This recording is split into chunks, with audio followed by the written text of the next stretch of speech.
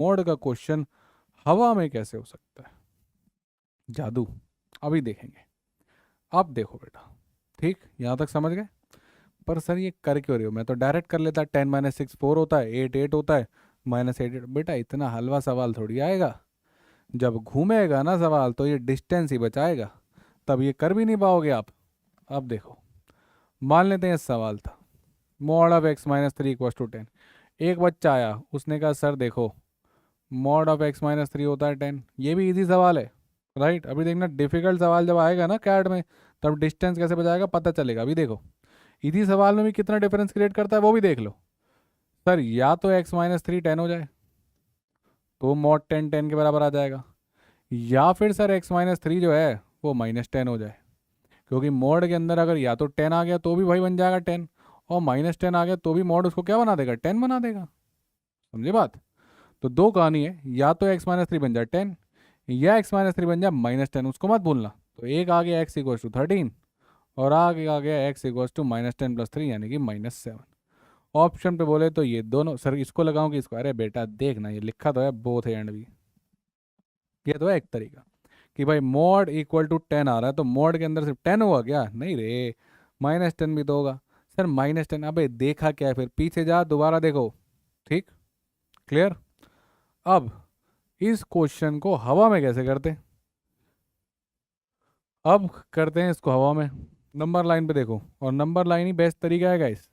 Mod of x - 3 का मतलब है, मन में इमेजिन करो एक नंबर लाइन जिसमें एक पॉइंट है 3 जो कि पता है हमको, दूसरा है x जो मंडरा रहा है नंबर लाइन पे। हमें x और 3 के बीच की जो दूरी है ये चाहिए कितनी? सर ये दूरी चाहिए 10। तो 3 से 10 उधर अगर मैं जाऊंगा तो मुझे क्या मिलेगा?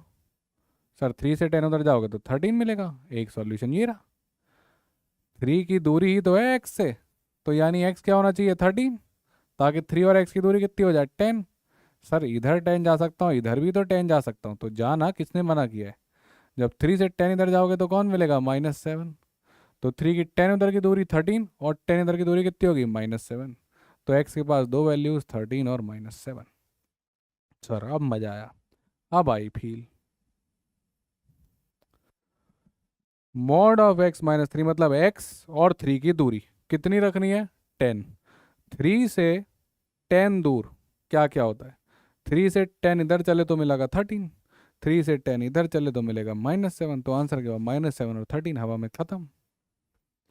अब आप सोचो, अगर कल को आप मेरे से बोलोगे मॉड ऑफ x - 5 = 2, तो 5 से 2 दूरी पे क्या होता है? 5 से 2 दूर उधर चले तो 7, 2 इधर चले तो 3। आंसर क्या हो गया? 3 एंड 7। ये कहानी है, सिंपल एज दैट। हवा में चीज़ें होनी सॉल्व हो जाती हैं। इसको मैं हटा देता हूँ ताकि कोई कंफ्यूजन क्रिएट ना हो जब नोट्स पहुँचे, जो लोग नोट से देख रहे हैं। समझे कहानी? Number line, that's it, your done.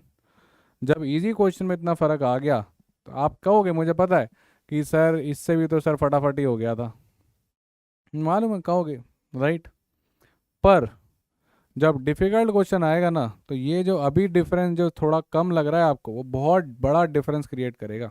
और आधे क्वेश्चन ना वो प्लस माइनस के खेल से सॉल्व ही नहीं हो पाएंगे, पर डिस्टेंस बचा लेगा आपको। तो देख लेना, आएंगे डिफिकल्ट क्वेश्चन फंसोगे। इसलिए तो मॉड के नहीं बन रहे ना, क्योंकि नई चीज़ सीखना नहीं चाह रहे हम। सीखो, नॉलेज लो बेटा, अभी सीखने का मन है, सीखने का समय, एक्सपेरिमेंट करने का समय है। चलो, और ये रहा आपका एक होमवर्क क्वेश्चन, लगाना इसको, ठीक है? बढ़िया करके लगाना। अब आपके लिए जाते जाते एक बोनस सवाल, पॉज करो और ट्राई करो इस क्वेश्चन को, देखते हैं कितनों से बनता है। बना? सर ये आप करते हो चीटिंग। आपने पढ़ाया हमको मॉड जिसके अंदर लीनियर होता था, यहाँ दे दी क्वाड्रेटिक। बेईमानी करते हो सर आप।